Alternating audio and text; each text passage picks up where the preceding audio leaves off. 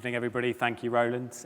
Pleasure, as Charlene said, to see so many of you out here tonight. I'm Tom Sieber. I edit Shares magazine, which is owned by AJ Bell. We're a weekly digital magazine. And one thing I can tell you about editing a weekly digital magazine is it's been quite difficult in 2025. Most memorably, we went to press just before President Trump announced his pause on the Liberation Day tariffs. So it's kept us on our toes, that's for sure. Disclaimer, I'll skip over that. Roland obviously covered that at the start. So looking at the markets, I mean, obviously it has been quite an unpredictable year, but they're kind of, you look at that chart, they're shaping up okay if you ignore that kind of obviously quite ugly interlude in April. But it's obviously been a volatile picture, and it's been quite different for different parts of the world. So if we look at this, the European markets have largely outperformed, Germany in particular, driven by the strong performance for defense companies, but also by a trend of money that was kind of being invested in the US looking to find a home elsewhere. And Germany has been a particularly popular kind of venue for that capital. You look at the US, obviously it has recovered. In April, it was, if I was showing you this chart in April, it would be negative, but it is lagging behind those European markets, and that's not something, obviously, you've been able to say for a number of years. And then looking at China and, domestic Chinese stocks particularly, and Japanese stocks, they've also really struggled. And I think, both for the US and for those two markets, that's been kind of linked to the tariff policy and the sort of unpredictability there. For Japan in particular, it's obviously an economy that is very heavily reliant on exports, so tariffs don't help. The yen currency has been in demand because it's something of a safe haven, and that hasn't helped either. So it's been an interesting start to the year with quite a lot of different stories going on, and I'll try and cover, obviously I've only got 15 minutes, but I'll try and cover some of that through the course of this presentation. So, like I said, we touched on it there, there's been plenty to worry about really for investors in 2025, but as the chart at the start showed, they've kind of been shrugged off. The markets have been impressively resilient given the amount that's been thrown at them. But it's probably worth talking about them kind of individually, just briefly. So obviously you've had the geopolitical tensions, most recently the conflict between Israel and Iran and the US intervention in that, but also, the Ukraine war. So that's been an ongoing thing, and obviously, there's a ceasefire now between Iran and Israel. So, the markets will be waiting to see if that holds. We've had the tariffs, as I'm sure we're all very aware of. And I think, the tariff situation hasn't played out as the market might have expected at the start of the year, when perhaps it was being seen that it would be purely a negotiating tool. It clearly is that, but it seems as if, regardless of what happens in the next few weeks, and obviously the deadline or the end to the pause on tariffs is kind of coming quite soon, it does seem like some form of tariffs is still going to be in place for some time. We've had quite sticky inflation, and obviously that's been a factor for a number of years, but tariffs potentially add to that. We saw a spike in the oil price, which obviously contributes to inflation, although it did end up being quite short-lived. And then obviously the kind of knock-on effect to that is, we've had interest rates be higher for longer, particularly in the US. And just this week, we've heard potentially that Trump will look to announce a new chair for the US Federal Reserve. The thinking being that, he's frustrated with the pace of rate cuts and what Jerome Powell has been doing. But that, has its own implications, and you've seen that in what's happened to the dollar this week. It's trading at multi-year lows because people are concerned about, what that might mean to have almost like a shadow chair that people are looking to, rather than Powell, to get some sense of what will happen with interest rates in the longer term. And the higher for longer rates obviously play into this last kind of factor, which is the rising US deficit. and the cost of servicing that is higher when rates are higher, and it's obviously that is causing concern about US assets amongst investors. So I feel like this chart shows you that while stocks have kind of shaped up okay so far this year, bonds and the gold market are kind of telling you quite a different thing. So the market seems to be, for now, relatively relaxed about some of those risks I just sort of touched on. But gold in particular and US government debt has just kind of been spectacular this year. And I think there's been a few factors. It has, gold has performed well for quite some time, and some of that is to do with central banks, particularly kind of countries like Russia and China who don't have, have had difficult relationship with the US, looking to move their reserves out of dollars and into things like gold. But more recently, you've obviously had the geopolitical tensions we talked about. That's been a factor in gold's performance. And also, I think, because other safe havens like US government debt that traditionally, people would have put their money into, they're not as confident about that because of some of the unpredictability, and that has seen people put their money into gold instead.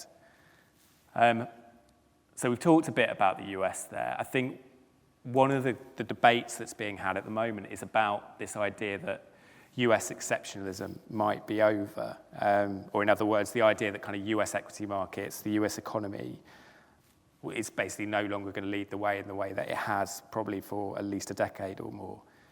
And I think it's important not to overdo this point. It's still a country with a huge number of innovative companies, still has world-leading levels of productivity. But I think Walmart is an interesting sort of example to look at. And you look at the share price, and it has sort of started to tail off a little bit. But I think Walmart is a really good example of why the US has been so exceptional, because you're looking at a retail business, and in fairness, it's the largest retailer in the world. It has a lot of attributes, but it's trading on a price to earnings multiple of upwards of 30 times, which for a retail business is very high.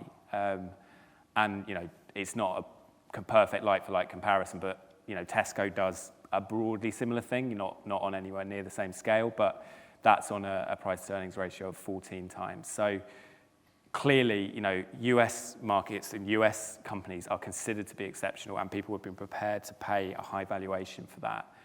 But there's just a sort of a bit of a sign that perhaps that's kind of that appetite is starting to go away a little bit. And I think, so it's not a case of US exceptionalism necessarily being over, but it could be a bit more tempered than it has been in the past.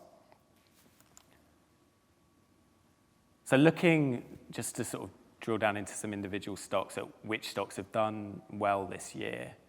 In the US market, we've had Newmont, which is a gold mining company, and this isn't a definitive list, obviously, this is just picking out a few names. Fresnillo, also sort of precious metals miner, so they've benefited from the really strong sort of performance of the gold price. I mentioned defence companies have been in favour. Babcock International, has more than doubled, and actually, these numbers were run a couple of weeks ago. It would be even higher if we did it today. It had a very strong set of results this week. Talked about a new era for defence, or the CEO talked about a new era for defence, and I think that BAE Systems has benefited from that as well. US tech company Palantir also benefited, has quite a lot of defence clients. So that sort of gives you a flavour of what's done well, and then what's the converse of that, what's not done so well. So WPP, obviously a big advertising agency, sometimes seen as a bit of a bellwether for the economy, and it's done very poorly, as you can see, and I think partly that's structural. It's kind of the advertising market is changing. That is difficult for advertising agencies, but also, the backdrop for advertising isn't great. Bunzl's quite an interesting one. It's always, I think talked about as quite a boring stock, so it helps support companies by providing them with kind of everyday essentials, so coffee cups and stuff like that, and that's really struggled this year, although, potentially problems that the companies are making. And then Diageo, which is quite exposed to tariffs. It's a big global producer and distributor of alcoholic drinks. A lot of people would know it obviously for Guinness and Johnny Walker and the like. And then on the kind of US side, Apple has obviously been heavily affected by tariffs because of where its supply chain is based, largely in Asia. And Lululemon, which for those who aren't familiar with it, sort of sells posh yoga gear, I guess. And the fact that that struggled, I guess, shows you that people were perhaps being a little bit more nervous about discretionary spend in the US. So quite sort of instructive potentially that the performance of that stock so far this year. So, that was a kind of a whistle-stop tour, I guess, through quite, it's been an almost kind of unbelievably eventful 6 months. And, the bad news as an investor is that you cannot control that. There's nothing you can do about it. So you need to focus on what you can control. And I'm sure, most of you will have a plan. But if you don't have a plan, you obviously need to have a clear plan for your investing. You need to know what your investment goals are. You need to know what your time horizon is. And, you need to know how much risk you're willing to take on to get there. And I think once you've got that plan, you need to stick to it. And it is quite difficult, that it's easy to say this, but obviously when markets are choppy, it's hard to sort of maintain that discipline. But if you've got that plan that you can stick to, then I think that's really important. Diversification is obviously important. It's not a new message, but, if you've got your money concentrated in, just 1 or 2 areas or 1 or 2 stocks, or then you're very exposed to the risk of them not doing well, and then obviously that affecting the value of your overall portfolio. And gold, which I've talked about a lot, is quite a popular diversifier, obviously, because it tends not to be too correlated with other financial markets. You should avoid trading too frequently. I maybe shouldn't be saying that with kind of my AJ Bell hat on, but costs of doing that do add up.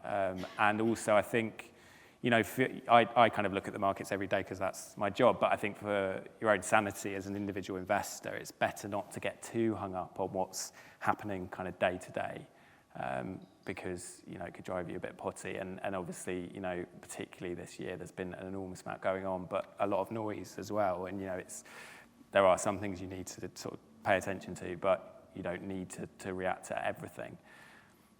There's a difference, I think, between trading in and out of things regularly and investing regularly, and kind of you should think about the benefits, of putting or drip feeding funds into the market for a couple of reasons. One, it's sort of a good discipline, because if you're doing that, you're putting a fixed amount in each month, then you're not kind of getting too focused on where the markets are moving in the short term. But also you benefit from a phenomenon that I think some of you may be familiar with, but pound cost averaging. So the sense that when the price of a fund or of units in a fund or shares in a company are higher, you buy less of them, and conversely when they're lower you buy more, and that over time that smooths out your return. And obviously dividend reinvestment is really important and a massive component of the returns that you can make from the stock market. So definitely worth thinking about that. And obviously if you invest through funds, you can buy the accumulation unit of that fund, and that will do it for you. So I think those are kind of some principles, not covered everything there, but some things to think about when the markets are difficult and when they are volatile. And then just to emphasize the point, and this is based on a piece of research that BlackRock do quite regularly. They have done it for the UK market, but the most regular one the most up-to-date one I could find was covering the US market, so forgive me for that. But I think the principle and the kind of what it tells you still holds true. So BlackRock found that if you invested $10,000 in the S&P 500 on New Year's Eve in 2004, and you held it for 20 years, so you held it until 31st of December last year, you would have been sitting on, at the end of that time, $71,750. That reflects, obviously, that the US market has been very strong over that period. But let's look at what happens if you miss the best 5 days of the market. So you can see there that it's had a really dramatic impact on your kind of end total. And that's just, that's 5 days out of however many days that is over 20 years, but it's made a massive difference. And if you miss the best 25 days, essentially you probably almost would have been better off putting your money in the bank and not taking on the risk of being in the market. And I think the reason this is very relevant to this kind of idea why you should never sell kind of in panic mode or when the markets are volatile, often the very best days for the market follow, the very worst. And if you decide that because the market is struggling, you're going to sell up, it can prove to be a very expensive mistake. So I'll leave you with that thought. Look forward to hearing your questions later on, and thank you very much for listening.